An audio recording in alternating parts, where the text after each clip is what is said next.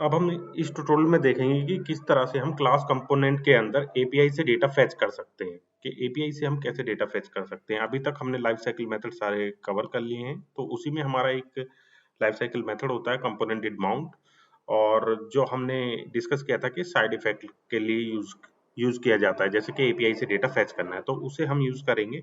और यहाँ पे एक रैंडम यूजर हमें प्रोवाइड करती है ये वेबसाइट, यहाँ पे एपीआई ये प्रोवाइड करती है। तो ये देखिए इस तरह से इन्होंने, ये यूआरएल है इसका, इस यूआरएल को मैंने यहाँ पे ओपन कर लिया है। तो देखिए जेसन में डेटा आ गया है यहाँ पे, और हमें इस फॉर्मेट में डेटा मिलेगा, रिजल्ट मिलेगा, gender, name, location, email, login detail, date of birth, इस तरह से मिलेगा। तो ये हमें डेटा फैच करके अपने जो कंपोनेंट डिड माउंट जो लाइफ साइकिल मेथड है उसमें फैच करना है, और अपने जो कंपोनेंट है उसमें शो करना है डेटा। ठीक है, तो आइए चलते हैं। मैं कंपोनेंट्स में जाता हूँ और एक कंपोनेंट बना लेता हूँ, random user. Okay, RCC react code snippet से मैंने यहाँ पे क्लास कंपोनेंट बना लिया है। ठीक, अब मैं क्या करता हूँ, यहाँ पे कंपोनेंट डिड माउंट ये लाइफ साइकिल मेथड।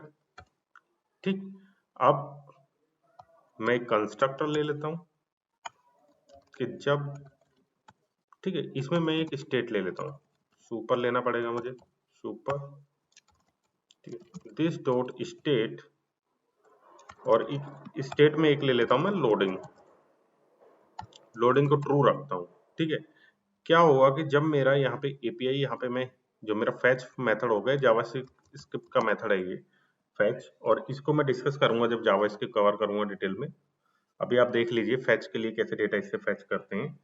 ठीक है, तो इसको मैं यूज करूंगा यहाँ पे, तो सिंपल मैं यहाँ पे एक यूआरएल पास कर दूंगा। ठीक, कॉन्स्ट यूआरएल, और यहाँ पे मुझे यूआरएल देना होगा, और यूआरएल कहाँ है मेरा, ये यूआरएल है। मैं इसको कॉपी कर लेता हूँ और यहाँ पे पेस्ट कर देता हूँ।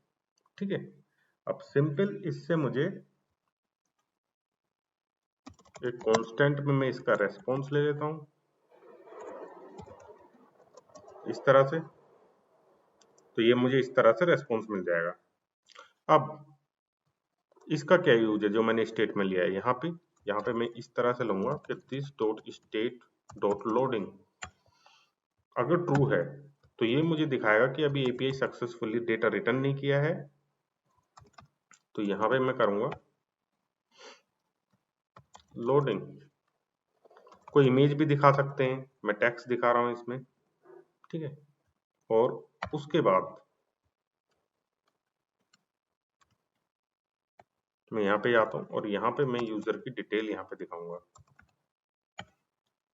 ठीक है, तो अभी मेरा रेस्पॉन्स यहाँ पे हो गया। अब ये कुछ टाइम लेगा, तो इस फंक्शन को मुझे क्या करना पड़ेगा, कुछ डिले करना पड़ेगा इस लाइफ साइकिल मेथड को।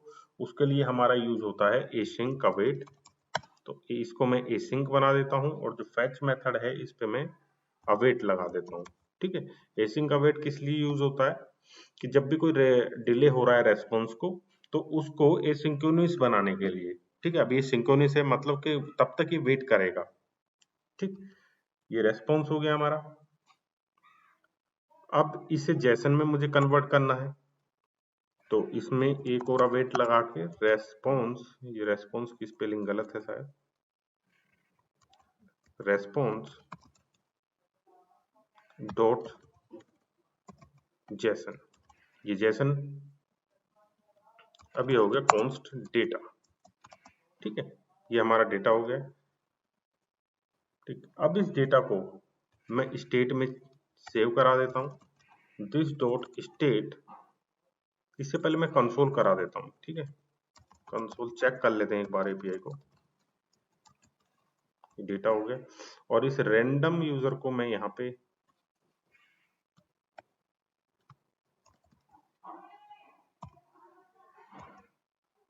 रैंडम यूजर यहाँ पे मैंने कॉल करा दिया है।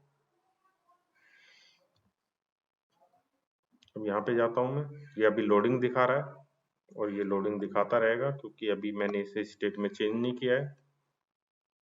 अब मैं जाता हूँ यहाँ से नेटवर्क में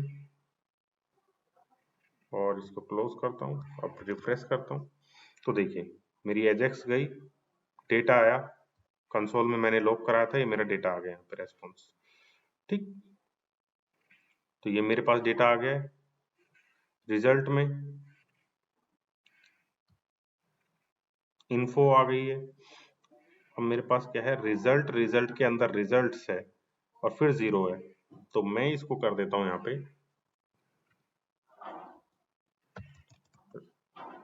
रिजल्ट्स डॉट रिजल्ट्स। ओके, अब जाके मैं जीरो करता हूं, फिर से इसे रिफ्रेश करता हूं एक बार। जीरो इसमें आया नहीं, डेटा नहीं आया, तो अभी मैं इतने रखता हूं, अनडिफाइंड। अब जाके देखता हूं तो अभी डेटा आया है। ठीक है, तो रिजल्ट के अंदर रिजल्ट नहीं था, सिर्फ रिजल्ट था। ठीक है, और ठीक है, तो ये यहाँ पे जीरो होगा, रिजल्ट के अंदर रिजल्ट नहीं है। और अब जाके रिफ्रेश करूंगा तो देखिए यहाँ से मेरे पास जेंडर आ गया, नेम आ गया, पूरी जो फर्स्ट मेरा यूजर था उसकी डिटेल आ गई। ठीक है, अब मैं इसको स्टेट में सेव कराता हूँ, this dot state set, set state.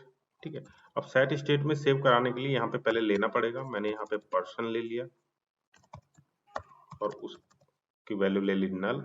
तो यहाँ पे सेट कराने के लिए सबसे पहले तो जो मेरा लोडिंग है उसको मैं फॉल्स कर दूंगा कि अब लोडिंग मेरा हो गया है, तो यहाँ पे वैल्यू सेट कर दी फॉल्स। और दूसरा मैं यहाँ पे पर्सन, जो मेरा पर्सन है, यहाँ पे इसकी डिटेल में जो मेरा डेटा,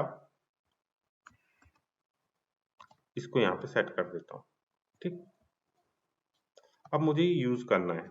ठीक है, तो मैं यहाँ पे कैसे यूज करूंगा, यहाँ पे ये है, इसके अंदर मैंने डिव लिया इस तरह से। ठीक, तो मैं जाता हूँ यहाँ पे this dot state dot person. ठीक है, अब यहाँ पे मेरा रेस्पॉन्स आ रहा है, तो पर्सन में मान लीजिए मुझे यहाँ पे ईमेल लेना है, जेंडर लेना है, तो मैं यहाँ पे ले लूंगा ईमेल। ईमेल ले लिया मैंने। अब मैं इसको कॉपी कर लूंगा, यहाँ पे जेंडर लेना है, जेंडर।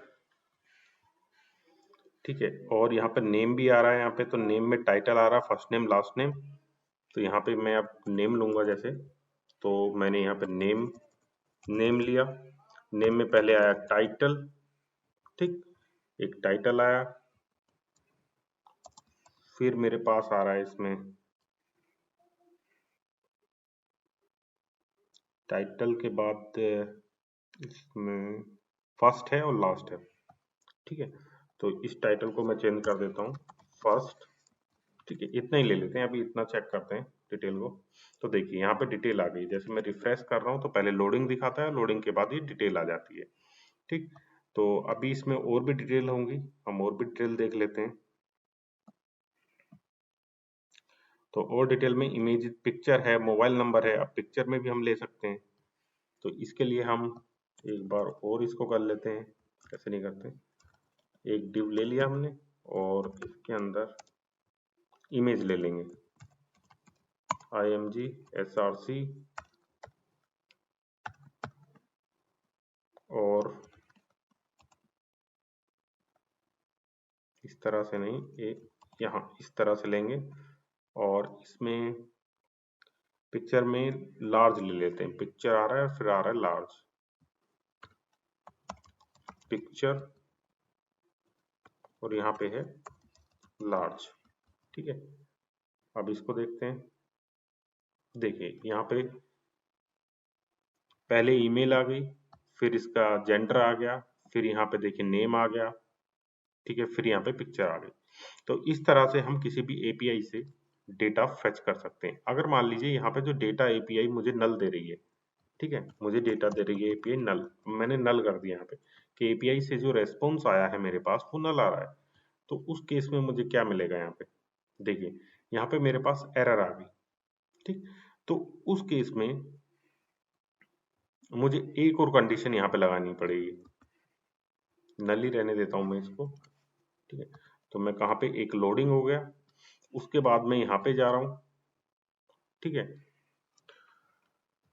तो उसके बाद हम ये रिटर्न को इस तरह से भी चेंज कर सकते हैं कि इफ कंडीशन में, ठीक है, अगर मेरे पास लोडिंग है, यानी कि लोडिंग ट्रू है, लोडिंग ट्रू है, तो क्या रिटर्न होगा, तो यहां से रिटर्न हो जाएगा लोडिंग,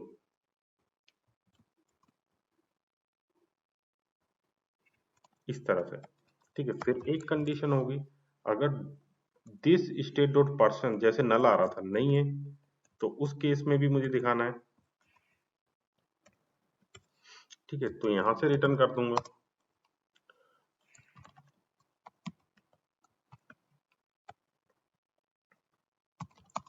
नो पर्सन अवेलेबल, ठीक है। अब थर्ड में जब यहां से मान लीजिए मेरे पास लोडिंग भी नहीं है इस टाइम पे और पर्सन भी आ रहा है मेरे पास, तो इन दो कंडीशन में जाएगा नहीं, उसके बाद यहाँ पे आएगा, तो अब इसका कोई यूज नहीं है, ठीक। अब इसका कोई यूज नहीं है, सिर्फ इस तरह से। अब मैं रिफ्रेश करता हूं, तो देखिए नो पर्सन अवेलेबल, क्यों, क्योंकि मैंने यहाँ पे नल आ रहा है, ठीक है, नल आ रहा है, नो पर्सन अवेलेबल। अगर मैं इस पे, ये डेटा देगी, अगर एपीआई डेटा देती है, तो उस केस में मेरा जो पर्सन होगा वो शो करेगा, अब देखिए डेटा आ गया, अदरवाइज मुझे शो करेगा नो पर्सन अवेलेबल। तो ये था हमारा फेच मेथड, और कंपोनेंट डिड माउंट के अंदर किस तरह से साइड इफेक्ट यूज कर सकते हैं, किस तरह से एपीआई यूज कर सकते हैं और शो कर सकते हैं, ये मैंने आपको दिखाया। अब हमारी एक लाइब्रेरी और होती है एक्सियोस, तो उसका कैसे यूज कर सकते हैं उसको मैं नेक्स्ट ट्यूटोरियल में दिखाऊंगा आपको। Thank you for watching. अगर आपको वीडियो अच्छा लगा है तो वीडियो को लाइक करें, चैनल को सब्सक्राइब करें।